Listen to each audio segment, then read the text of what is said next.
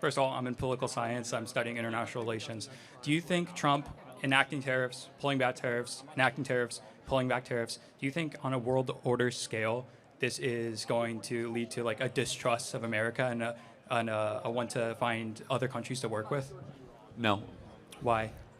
Well, first of all, the opposite is happening. The Japanese, the Koreans, the Vietnamese are all coming to this country right now to sit down with Trump to negotiate better deals. It's rather brilliant what Trump did, is he said, I'm going to do all these outrageously high tariffs. Everyone freaks out. Market goes down. Forces them to the table in a way that otherwise would not happen. There's a 90-day delay of every country except China, which China should not be exempted because they're the number one focus of all of our attention. And then you bring the Japanese, the South Koreans, the Vietnamese, the Madagascarians, all of them to the table, and you broker a better deal. What does a better deal look like? We're not going to get to trade parity, but there are three things in particular that we need. These countries need to buy more of our liquid natural gas, so more of our energy, which we are abundant of, which will create a ton of jobs. They need to buy more of our beef and our agricultural products, and that we also need to be able to be their primary source for technology transfers, not the Chinese. Those are the three things that Trump will try to negotiate, and using tariffs as leverage. Tariffs are very risky. I will totally acknowledge that. Tariffs traditionally were thought of for two things. They can protect your industry, and they can be for a national security reason. Those are the two things. Trump is now using a third one. He's created it. Leverage, to bring people to the table. No, that's perfectly fair. I guess this is more of a question of continuity. You have espoused mass support for tariffs as long-term economic policy.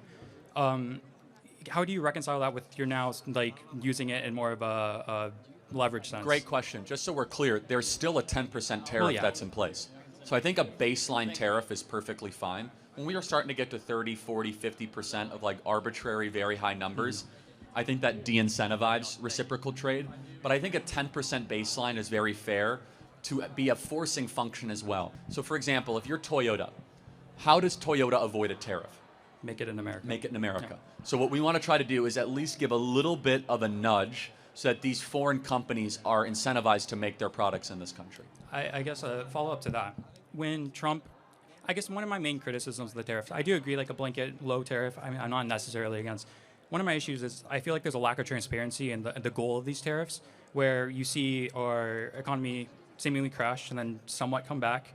Well, the market, not the economy. But you're right. Just to be clear, the economy would not have gone well in 9 months if the bond market collapsed. I will give you that. Yeah, and we have an issue like China and all the bonds and stuff. But, sorry, I forget what I was talking about. Continuity is what? You're probably going to argue that this is there's not a transparent agenda, so it's very volatile, so people don't know what to expect. Yeah, if Trump's goal wasn't for these long-term economic tariffs to last, why was so much political power put into trying to justify them? Well, number one, he's going to get a much better deal because of it. There is something in clinical political science, classical political science, called madman theory. Nixon. Yeah. And Trump is the madman theory, which is I agree to. And it's a real thing. It's the best example. We can make fun of him for it, but in political science, it's studied as a proven methodology where you don't know which way he's going to go, up or down, and by doing that, you can actually get a much better deal. That's perfectly fair. I think I just disagree with the positing of tariffs as long-term. And I also want to make sure that it's clear. I have some humility when it comes to tariffs. Yeah. We don't know how this is going to work out, but the American people voted for it. I think a 10% baseline tariff is prudent and fair, and we want to try to get more of our goods to be able to be sold in these countries.